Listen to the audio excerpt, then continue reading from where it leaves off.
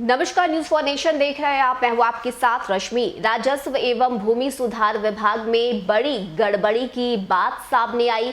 खास करके transfer posting में कई तरह के जो खुलासे हैं वो हुए हैं और साथ ही ये भी कहा गया है कि बड़े पैमाने पर ट्रांसफर पोस्टिंग में फर्जीवाड़ा भी किया गया है, जिसे लेकर मंत्री रामसूरत राय पर भी कई तरह के सवाल उठे। लेकिन इस बीच आपको बता दें कि अब जो कार्रवाई है वो भी सीएम नीतीश कुमार की तरफ से की गई है, जहां पर अगर हम बात करें तो 20 महीने में कुल मिलाकर 33 सीओ को सस्पेंड किया गया है। वहीं 100 से ज्यादा को सो कॉज भी भेजा गया है, जिसके बाद हड़कंप मच गया है। ऐसे में क्या कुछ कार्रवाई की गई है सरकार की तरफ से फर्जीवाड़े को लेकर और क्या कुछ जानकारी सामने आ रही है, इसकी पूरी रिपोर्ट आपको विस्तार से देते हैं। बता दें आपको कि बीते 8 जुलाई को राजस्व एवं भूमि सुधार विभाग में 186 सीओ, सहायक बंदोबस्त और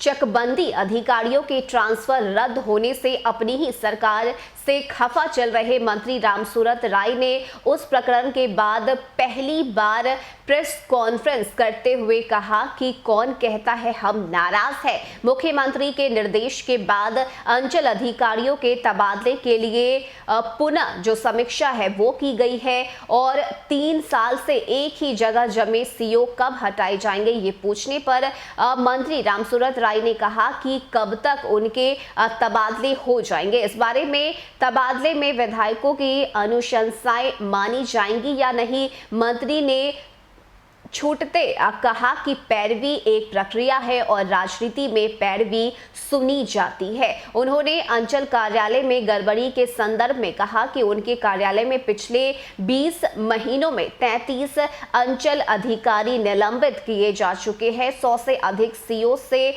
शिक्षकों को जो है वो पूछा गया है और साथ ही नवनियुक्त राजस्व कर्मचारियों को जिला आवंटन भी किया गया है। ऐसे में किसी भी गृह जिला में तैनाती नहीं होगी। पहले से सूबे में 1800 कर्मचारी काम कर रहे हैं। इस तरह अब कुल मिलाकर 6125 कर्मचारी राज्य के 534 अंचलों में उपलब्ध हो जाएंगे। पर अब भी प्रति पंचायतों के हिसाब से कुल मिलाकर देखा जाए तो 8066 ग्राम पंचायतों में यानी हर पंचायत में कर्मचारी तैनाती नहीं हो पाएंगे। राजस्व एवं भूमि सुधार मंत्री रामसूरत राय ने कहा है कि एनआईसी द्वारा निर्मित सॉफ्टवेयर से नवनियुक्त कर्मचारियों को जिला आवंटित किया गया है और इस परमानेंट कर्मचारियों की तैनाती से अंचलों में लोगों को सुविधा देने में मदद मिलेगी। अंचलों की कार्य प्रणाली पर सवाल उठाए जाते हैं, जिसका एक बड़ा कारण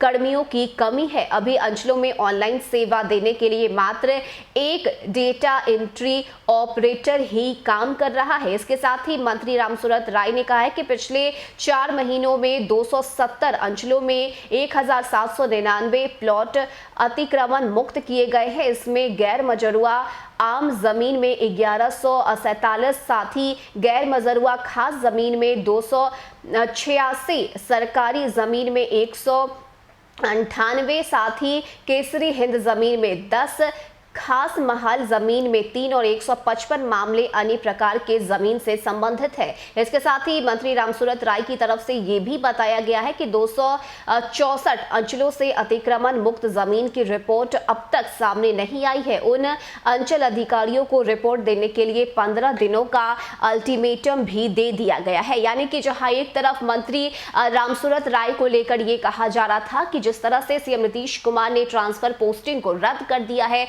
इसके बाद मंत्री रामसूरत राय जो है वो सरकार से नाराज चल रहे हैं। लेकिन अब अपनी इस नाराजगी पर खुद मंत्री रामसूरत राय ने चुप्पी तोड़ी है और उनका कहना है कि मैं जिस विभाग में काम कर रहा हूं, यानी कि राजस्व एवं भूमि सुधार विभाग की जिम्मेदारी मुझे जब से सौंपी गई है तब से 33 सीओ है जिन पर कार्रवाई की गई है। 100 से भी ज्यादा जो अधिकारी है उनसे शो कॉज जो है वो पूछा गया और यही वजह है कि अलग अलग जिलों में लगातार जो काम है वो भी करवाए जा रहे हैं। ऐसे में अगर इसमें गड़बड़ी हुई है तो उन लोगों को बख्शा नहीं जाएगा, उन पर कार्रवाई भी की जाएगी। लेकिन बड़ी बात यह है कि अपनी नाराजगी को लेकर खुद मंत्री रामसूरत राय ने चुप्पी तोड़ी और उनका कहना है कि वो तो सीएम नीतीश कुमार से कभी नाराज थे ही नहीं। फिलहाल इतना ही। ज्यादा अपडेट के लिए आप जुड़े रहिए न्यूज़4नेशन के साथ। नमस्कार।